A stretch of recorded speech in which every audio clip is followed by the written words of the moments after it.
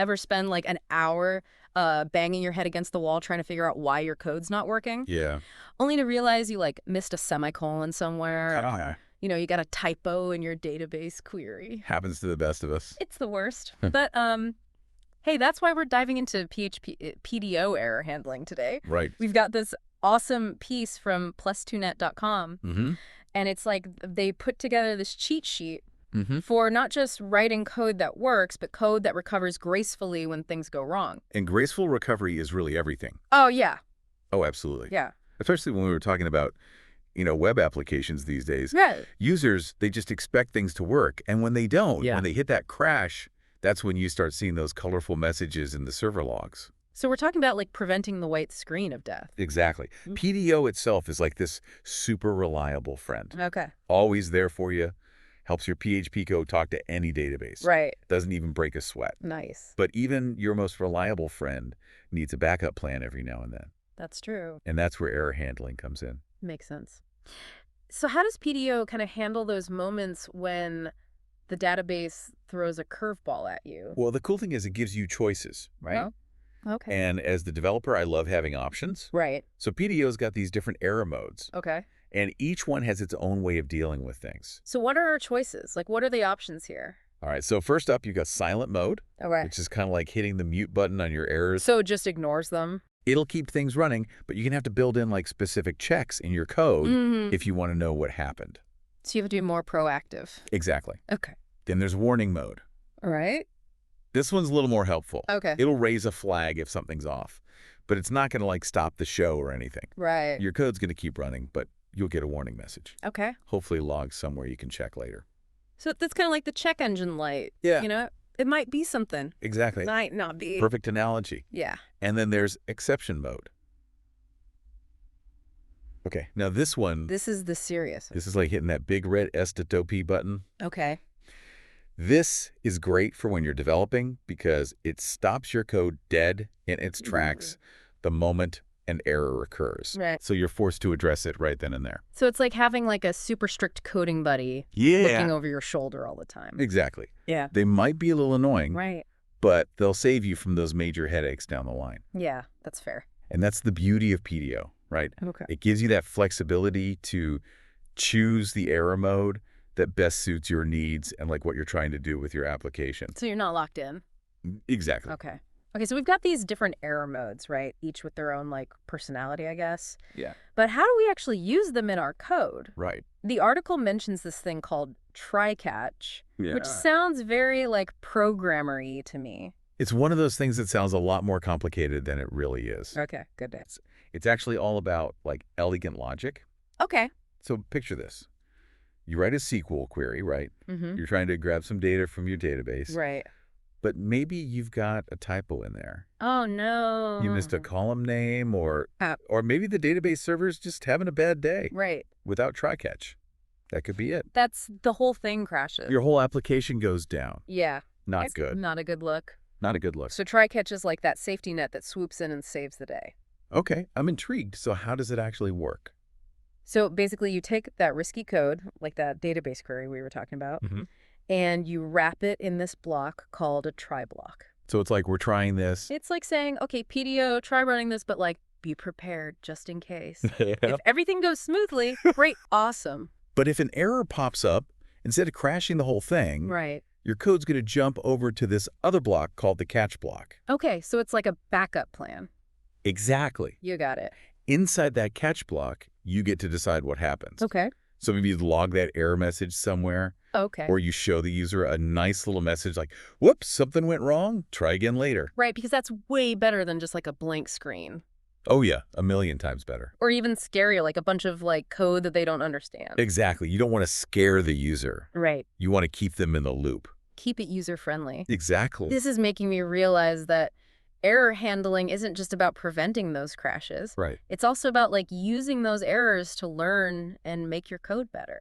Absolutely. It's all about feedback, right? Yeah. Make a mistake, the code tells you about it, and you learn from it. So it's like having a conversation with your code almost. In a way, yeah. That's cool. So Okay, we've handled the error gracefully, but can we actually use this information to, like, debug things? Absolutely. And that's where those PDO error handling functions come in. Okay, so it's like having a detective toolkit. Exactly. You've got your magnifying glass, your fingerprints, Nice.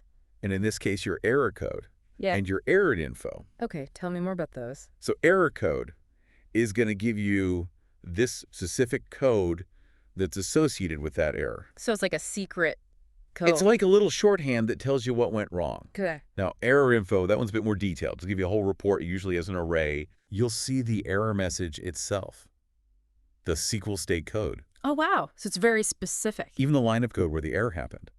That's super helpful. Right. No more guessing games? No more just like randomly changing things and hoping for the best. Exactly. You've got the evidence right there in front of you. This is making me feel like a much better programmer already, just knowing that this exists. That's the power of good error handling, my friend. I like it. I like it a lot. And I'm guessing this leads us into best practices then, right? You know, you're really catching on quickly. Best practices. All right, lay it on me. What are the secrets? Well, the big one, the article really hammers this home, is consistency, Oh, okay. especially when you're talking about choosing those error modes Right. during development.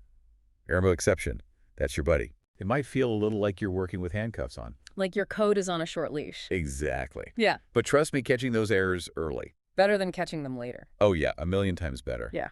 Saves you so much time in the long run. Right. Like Yeah. noticing a typo in your draft versus after the book is already printed. Ouch, yeah, that's a painful one. So true.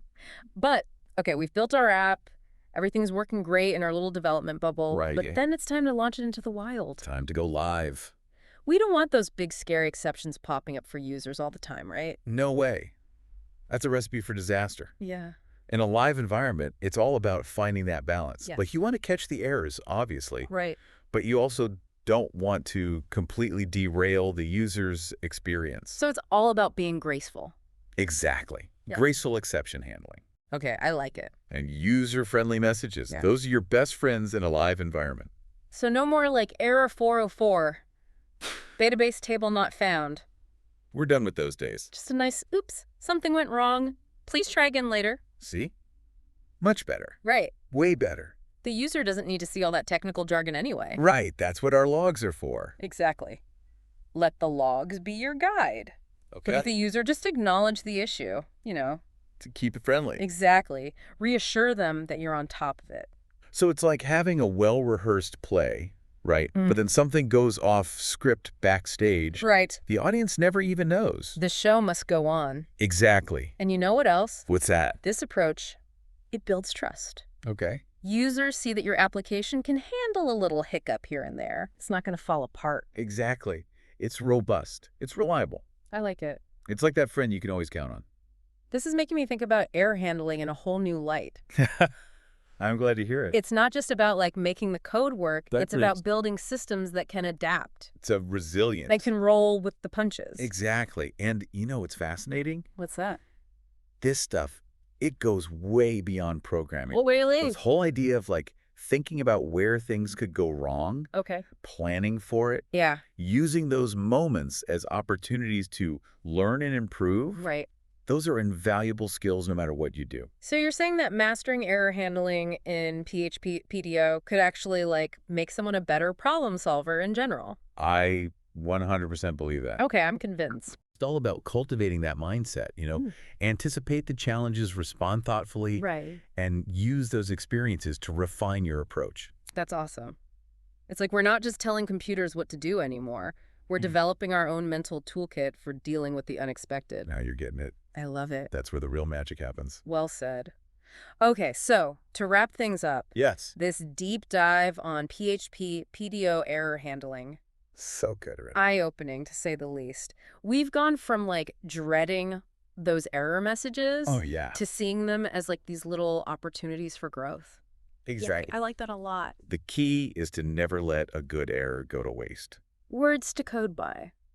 A huge thank you to our expert for walking us through all of this. Nice to be here. And to our listeners, we hope you've learned a ton about PHP PDO error handling. And error handling in general. And maybe even a little bit about yourselves. There you go. Until next time, happy coding, and may your errors be informative and your recovery graceful. See you next time.